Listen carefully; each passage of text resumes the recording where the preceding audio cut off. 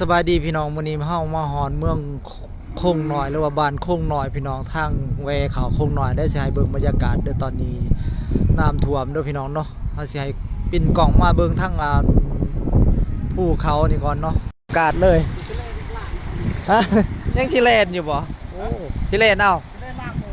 โอ้ขยับล่างต่อไป